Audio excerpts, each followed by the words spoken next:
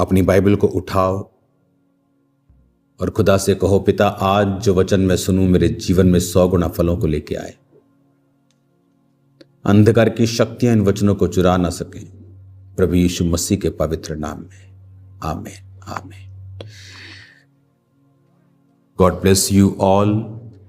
तारीफ करो खुदावंद की सबसे पहले ऑस्ट्रेलिया क्रूसेड्स के लिए, खुदावंद के फेवर के लिए। सिर्फ क्रूसेड्स वहाँ पर नहीं थे, परमेश्वर ने और भी बहुत काम जो थे वहाँ पर किए, जो आने वाले समय में एक गवाही के रूप में आपके सामने होंगे। तो परमेश्वर आपको जानते हैं और वो ये भी जानते हैं कि आपको क्या चाहिए, और जब आप उसकी महिमा में बने रहते हैं वो आपकी लाइफ में बड़ा काम करता है। तो ऑस्ट्रेलिया क्रूसेड्स वहाँ के नए फेवर के लिए कि परमेश्वर ने नए रास्तों को खोला, और अगर प्रभु ने चाहा तो आने वाले समय में बहुत बड़ी टेस्टिमनीज मैं आपके साथ शेयर करूंगा। समय समय के बाद परमेश्वर हमारे दर्शनों को परखता है। 2004 में जब मैं परमेश्वर में आया तो मैं जानता था मेरी हालत कैसी थी। वो चीज़ें 2024 में 20 साल बाद मैंने कुछ चीज़ें ऐसी फेस की जो बड़ी चैलेंजिंग थी, लेकिन खुदावन उनसे निकालता गया, ब्लेस करता गया।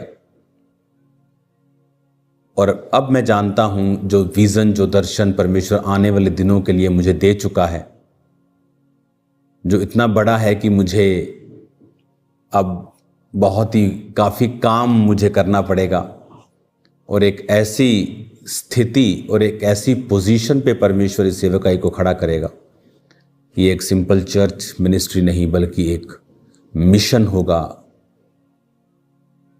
बिग मेन लाइन जगहों के ऊपर परमेश्वर हमको खड़ा करेगा। उसके विषय में परमेश्वर ने मुझसे बात की, मुझे विजन दिया, दर्शन दिया, आगे किस तरह से मुझे जाना है। क्योंकि बाइबल में लिखा है जब जब परमेश्वर फिर आपको परखता है वो आपको प्रमोशन भी देता है। अगर आपके क्लास फर्स्ट के पेपर नहीं हुए, एग्जाम्स नहीं हुए, तो आप नेक्स्ट क्लास में नहीं जाते हैं। तो कई बार एग्जाम्स परमेश्वर आपके लेता है, वो आपको चेक करता है, क्योंकि वो चाहता है कि आप नेक्स्ट क्लास में जाएं, आपका लेवल जो है वो सेम ना हो। आपकी अपनी लाइफ में भी कई बार सडनली आपकी लाइफ में कोई परीक्षा प्रवेश कर जाती है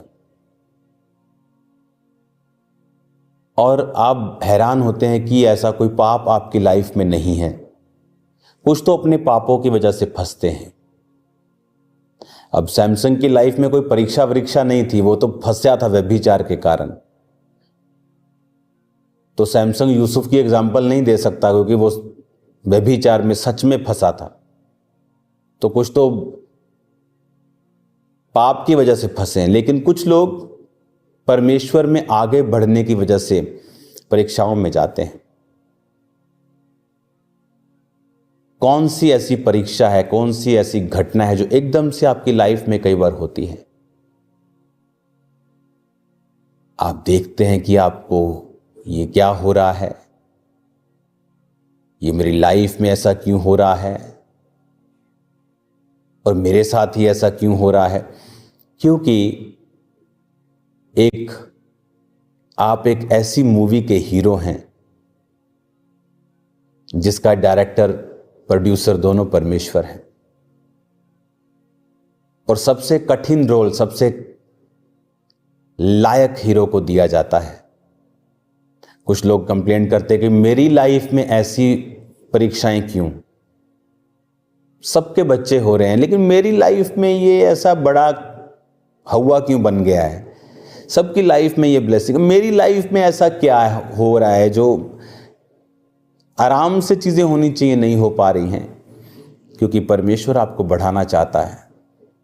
अगर कुछ ऐसा हो रहा है जो ऑर्डिनरी नहीं है, तो कुछ ऐसा पॉजिटिव भी आपकी लाइफ में होगा जो ऑर्डिनरी नहीं, सुपर नेचुरल होगा आपकी लाइफ में। आप अपने परिवार को, अपनी वाइफ, अपने बच्चों को, अपने हस्बैंड को मसे में बढ़ता हुआ देखेंगे। आप नए रास्तों को आप खुलता हुआ देखेंगे। आप एक जिम में जा रहे हैं, आप 50 केजी वेट उठाते हैं, आप रोज़ 50 केजी उठाएं, आपको कोई प्रॉब्लम नहीं।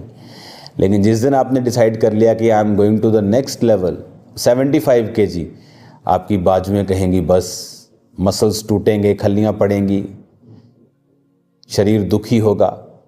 कुछ देर दुखी रहेगा, लेकिन बाद में वो काबिल होगा कि वो 75 केजी आराम से उठा पाएगा। सो नेक्स्ट लेवल पे जाने से पहले परमेश्वर आपके वेट को, आपके ऊपर बोझ को बढ़ा देता है। जो व्यक्ति तो समझ जाते हैं कि ये चीज़ स्पिरिचुअल है और परमेश्वर की ओर से है, वो प्रार्थना में लग जाएंगे, फास्टिंग में लग जाएंगे, वेट करेंगे परमेश्वर की। धन्य है वो जो यहोवा पर भरोसा रखता है,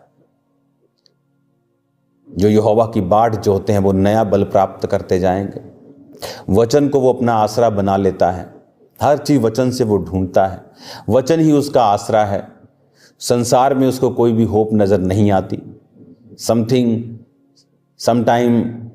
थिंग्स आर लाइक होपलेस, कि होपलेस हो गई हैं कुछ चीजें, बट आपको तब परमेश्वर के साथ जुड़े रहना होता है।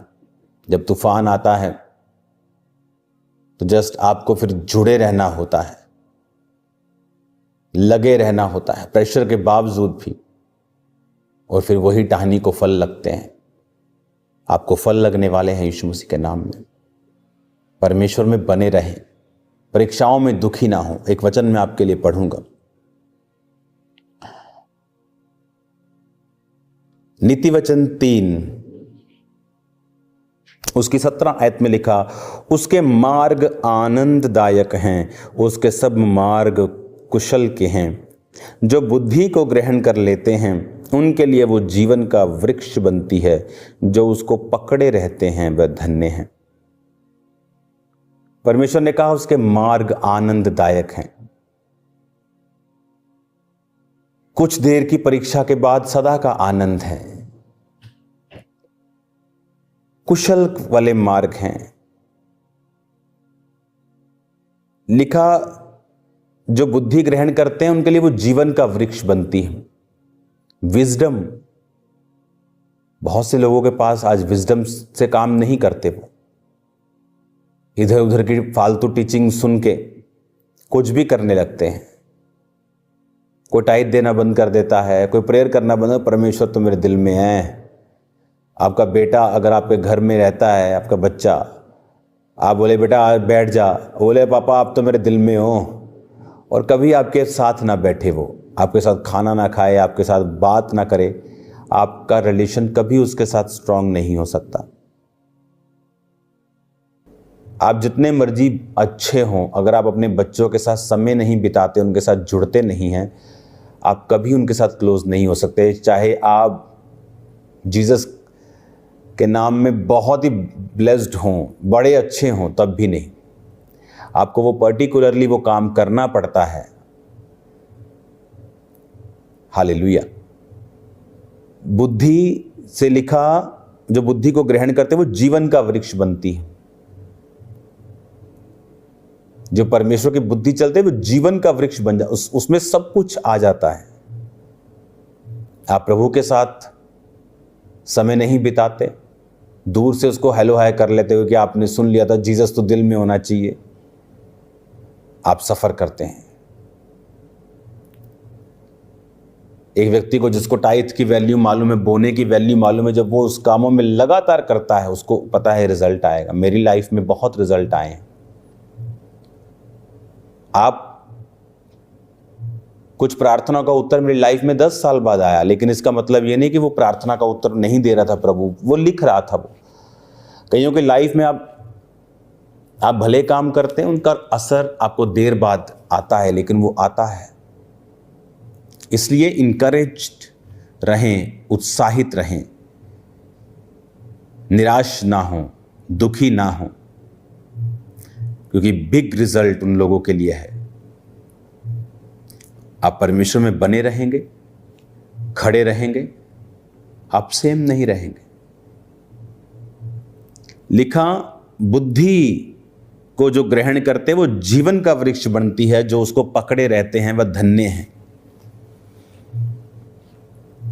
बुद्धि को पकड़े रहना मतलब मैंने एक वचन सुना, उसको मैंने पकड़ा कि ये बुद्धि है, बोना बुद्धि है, प्रार्थना बुद्धि है, पकड़े रहते हैं तो वो धन्य हैं। अब अगर आप धन्य शब्द को पढ़ेंगे, अगर आप इब्रानी भाषा में इस धन्य शब्द को पढ़ेंगे तो आपको ये समझ आएगा। नीति वचन 3 उसकी 18 आयत में लिखा, and happy is everyone that retaineth her. Happy, अशर,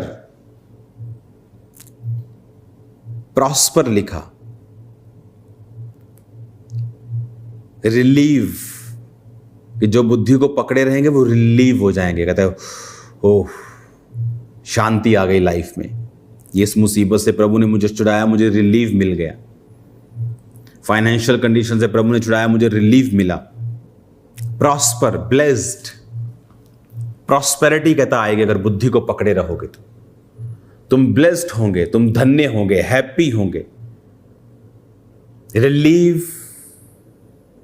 जैसे एक औरत जब बच्चा जन्म लेती है उसे रिलीफ मिलता है, उसे लगता है कि दुनिया की सबसे बड़ी काम करके वो रिलीफ उसको फील होता है। परमेश्वर कहता है ऐसा रिलीफ मैं तुम्हें दूंगा अगर तुम बुद्धि को पकड़े रहोगे तो। यहोवा का डर बुद्धि की शुरुआत है। यहोवा का डर आएगा वचन पढ़ने से, अच्छी संगति करने से। आपके आसपास आपके दोस्त, आपकी चर्च यहोवा के भय में चलने वाली होनी चाहिए। अपने हाथों को उठाओ, मेरे साथ प्रार्थना करो। पिता, आज से मैं तेरे वचनों पे चलूंगा, तेरा भय मेरे अंदर रहेगा। आज से मैं अपना जीवन आपको देकर वायदा करता हूं कि वचनों के मुताबिक मैं चलकर जो तेरी बुद्धि ने कहा है उसे पूरा करूंगा। मुझे आशीषित कर, मैं जीवन के वृक्ष से आशीषों को लेने पाऊं। जितने बीमार हैं वो यीशु के नाम में चंगे हों। सब रोग यीशु के नाम में आपको छोड़ के जाएं और आप आशीषित हों और कभी सेम ना रहें। आपके लेवल कभी भी सेम ना रहें। आज से मैं आपको ब्लेस करता हूं यीशु के नाम में, आमीन।